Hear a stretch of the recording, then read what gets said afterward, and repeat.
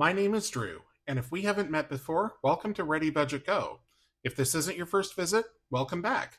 Either way, I'm glad you're here. This is My Money Relaunch, a series where I talk about all the steps I took to regain control of my financial life after I dug myself out of debt for the second time. Before we go into today's topic, there's a couple points that I need to cover. First, I am not a financial advisor. This series is for informational and entertainment purposes only. Before making any moves with your money, do your own research and seek your own counsel. Second, while I'm talking, I will be putting down stickers in this Paint by Sticker book. For each sticker I place, I will save $1 toward one of my big goals. Today's target is 50 stickers for $50 in savings. Currently, I'm working on replenishing my emergency fund. My savings recently took a $4,500 hit due to an unexpected tax bill, and so now it's time to build it back up again. If you've been watching this series from the start, then you will know that I have been covering what I call the STRIVE method, which stands for saving and spending, taxes, retirement, insurance, investments, and estate planning. Each month in my finances, I focus on one of these areas. I've covered the process I went through for the first couple cycles, but after that, your finances really become more individualized as you start reaching benchmarks toward your own goals, which will be different from mine. As such, I intend to use this series to talk about money-related topics that are on my mind or on my heart. Each will relate to at least one area of STRIVE in one way or another. This week I want to talk about retirement.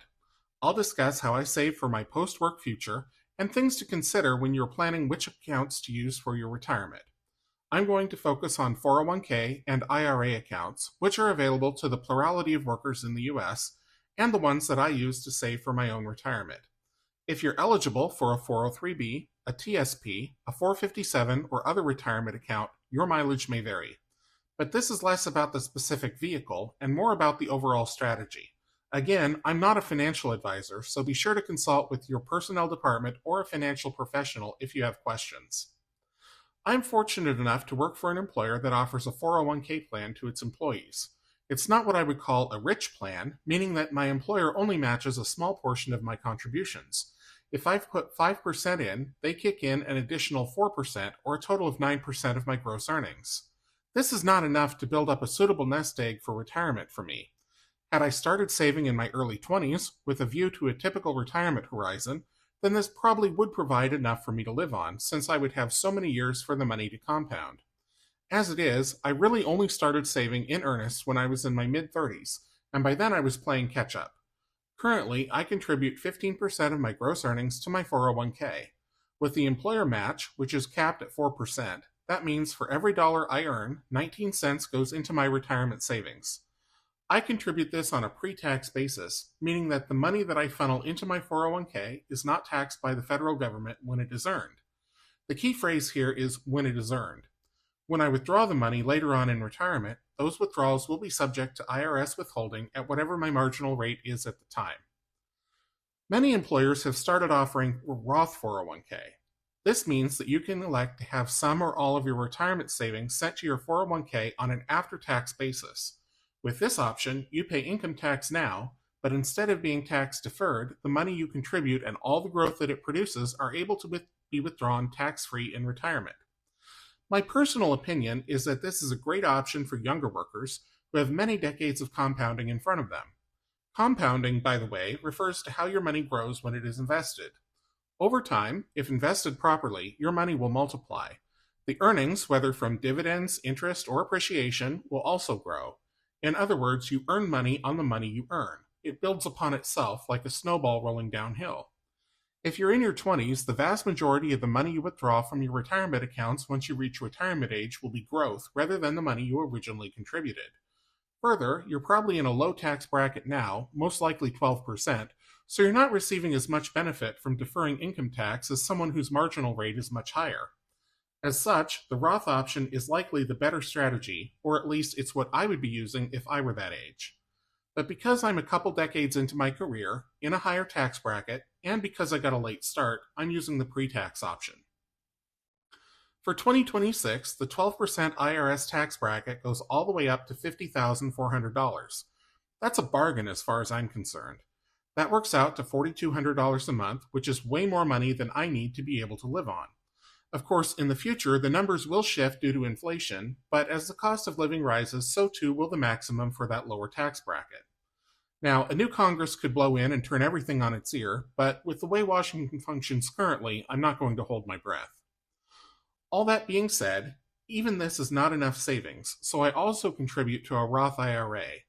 If you qualify, a Roth IRA is a powerful tool for amassing additional wealth, but also as a sort of two-tier emergency fund. The first tier is during your working life. You can use a Roth IRA as an ersatz emergency fund. Instead of putting money in a high-yield savings account where you would be paying ordinary income tax on the interest that account earns, another idea is to contribute that money into a Roth IRA instead. The important thing is not to invest it in any stocks, mutual funds, ETFs, or bonds. Instead, leave the money in what is usually called either a cash account or a sweep account. You should earn the prevailing money market rate, which often is not too far off from what a high-yield savings account would pay you. If an emergency arises, you can access this money fairly quickly. Unlike in a tax-deferred account, like a traditional 401k, you can withdraw any of the money you contribute to a Roth IRA at any time for any reason, with no taxes or penalties. The money has already been taxed, remember, because a Roth account is always funded with after-tax money. If you take a withdrawal from a Roth IRA, you generally won't be able to put that money back unless you are still under your contribution limit for the year. Best of all, though, any interest that was earned while the money was in the Roth IRA stays in the account and continues to compound. Technically, you can withdraw the earnings as well, but you'll pay taxes and penalties if you're not yet 59 and a half years of age, and generally it's not worth it.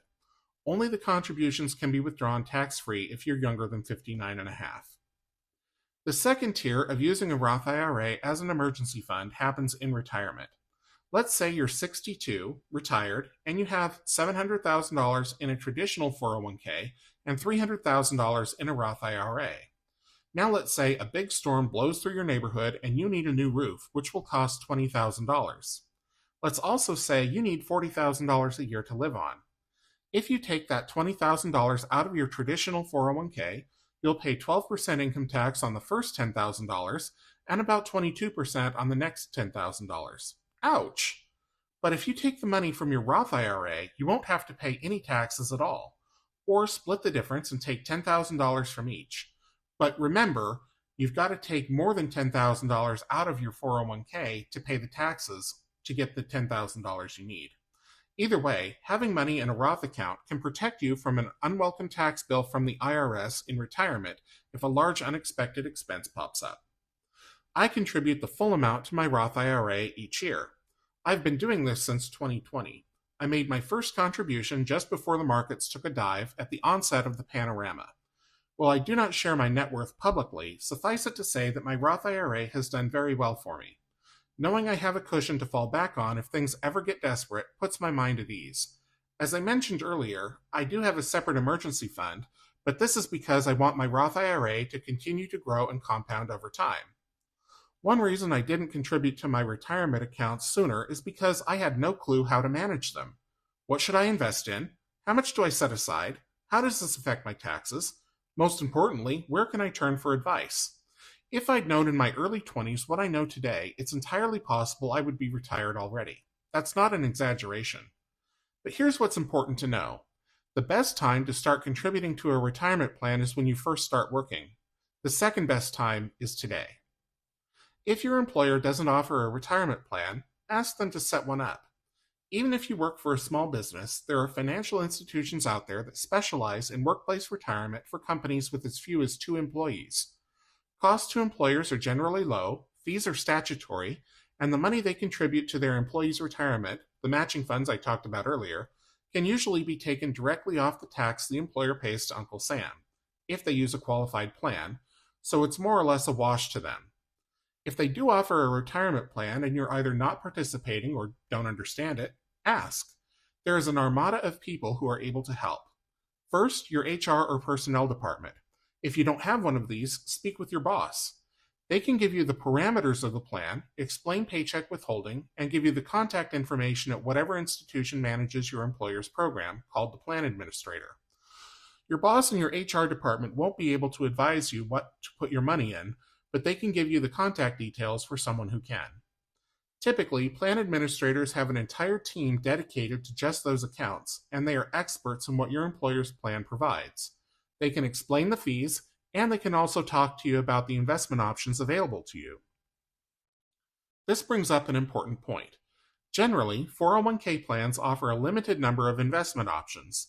Typically, these consist of mutual funds, which are like a basket of different stocks and sometimes bonds. To recap, stocks are ownership shares in a publicly traded company. Bonds are debt instruments. Promissory notes or IOUs for money that a company or government borrows to fund its operations. The menu of mutual funds in a 401k plan is usually quite small, and deliberately so. Employers and plan administrators understand that most workers are not savvy investors, so they limit the number of available funds for you to choose from so that employees don't become overwhelmed. Often you'll find a selection of what are known as target date funds. These funds will usually have a year in the fund name. For example, it might say Target Retirement 2055 or something like that. That means that that fund is designed for people who anticipate retiring in or around the year 2055. When the fund is newly created, it invests mostly in what are called growth stocks, usually young companies that are still building their reputation and their brand. As the years tick by, the fund manager, who is the person or people at the plan administrator who decides which investments go into the mutual fund, will begin selecting more conservative investments, such as stocks with long, stable track records and investment-grade bonds. They may even decide to hold some money in cash, earning the money market rate. I don't own any target date funds myself because I've built up the confidence to do my own investing. But if choosing investments on your own terrifies you, these are a noble choice, in my opinion. One other thing to point out is that you don't have to actually plan on retiring in a specific year to buy into that fund. For example, if you're 46 years old, the most common target date fund choice for you will be something in the year range of 2035, when you'll be 55, to 2050, when you'll be 70. But you can choose funds that are more conservative, such as the 2030 fund, or much less conservative, such as the 2070 fund. They are designed for specific age groups, but they're not limited to only people within that age group. Other than target date funds, you'll likely see some sector funds. A sector refers to part of the economy or an industry. So, for example, there might be a fund that holds all utility stocks, or all healthcare stocks, or all consumer goods stocks, and so on. You'll probably also see some foreign funds, like one that holds the 50 largest companies in Europe, for example, or one that invests in companies in the developing world. Then there will be index funds. Index funds cover a broad range of stocks. An index is a listing of various publicly owned companies. The NASDAQ is an index, and so is the S&P 500, or Standard & Poor's 500, and the Russell 2000. In general, the NASDAQ is mainly, though not exclusively, made up of technology stocks. The S&P 500 is the 500 largest companies in the U.S. by their market capitalization, and the Russell 2000 is the smallest 2,000 companies by market capitalization. Market capitalization refers to the value of each share multiplied by the total number of shares outstanding. So if a company has issued 1,000 shares and each share is worth $10, then the total market capitalization of the company is $10,000. I park my 401k money in index funds, but make sure before you put even $1 into any investment that you understand what you're buying and the associated risks. Again, the plan administrator has an army of people who can walk you through it over the phone in plain language. Usually, the fund menu in a 401k plan excludes individual stocks, but if your company is publicly traded, you may also have the option to purchase shares of your company within your 401k. Think carefully before you do this, and think especially carefully before dedicating a large amount of your retirement funds to your company's stock. If you have a large amount of company stock in your retirement account and the company goes belly up, all that money will disappear like a fart in the wind. This is what happened to many Enron employees in 2001, and it has become a cautionary tale ever since. Lastly, there's usually a cash account or money market fund. This is the most conservative approach, designed to preserve your capital and protect against inflation. Growth is not a consideration. If you're early in your career, it is likely that keeping all your money in the money market fund will not grow it enough to cover your expenses in retirement. You don't have to go all in on a single fund within the 401k. You can spread your money around if you like. I'll say again that if you're unsure what amount of money you should be planning for or how to properly spread your risk, Your plan administrator has people who can give you projections based on your lifestyle and risk profile and make recommendations to you for how much to save and what investment options to select. It's worth noting that a Roth IRA will give you far more investment options than an employer-sponsored 401k plan, which can be either a good thing or a bad thing, depending on your perspective and your level of comfort in choosing your own investments. Because a Roth IRA is not an employer-sponsored plan, you're not constrained by the limited menu of mutual funds that your employer's plan administrator offers. With an IRA, you can invest in any publicly traded security, including individual stocks, exchange-traded funds, individual bonds, and bond funds, as well as more sophisticated investments like commodities, options, futures, foreign currency, real estate, and a host of other choices. I want to emphasize that you can do this, but you do not have to do this. Investing your Roth IRA can be as simple or as complex as you would like it to be. If you do not yet have a Roth IRA and want to set one up, your best option, in my opinion, is to work with a discount brokerage firm. The 4 largest discount brokerage firms in the US are Charles Schwab, Fidelity, Vanguard, and E-Trade, though note that E-Trade is now owned by Morgan Stanley. I want to clarify that discount, when it comes to the world of stockbrokers, does not have the same connotation that it does in the retail sphere. Discount, in this context, is contrasted with a full-service brokerage firm. Full-service firms include companies like J.P. Morgan, Morgan Stanley, Merrill Lynch, part of Bank of America, Edward Jones, and UBS. The difference mainly comes down to the level of service provided. A full-service brokerage firm has in-depth research and personalized wealth management and financial advice, which they charge a pretty penny for, whereas a discount brokerage usually provides low-cost or no-cost trades. Fintech companies like Robinhood fall somewhere in the middle. When they first burst onto the scene a dozen years ago, they were highly disruptive, offering innovative products like the ability to purchase fractional shares. A fractional share means that you can buy a part of a stock or an ETF. So if you want to purchase a stock that costs $1,000 a share, but you have only $200 to invest, Robinhood allows you to buy 0.2 shares, rather than having to go out and earn or borrow $800 to be able to buy a full share. But as the years have gone on, many discount brokerages now offer the option to purchase fractional shares, so they've become more like Robinhood. They've also improved their websites and their mobile apps to make their user interface cleaner and easier to understand.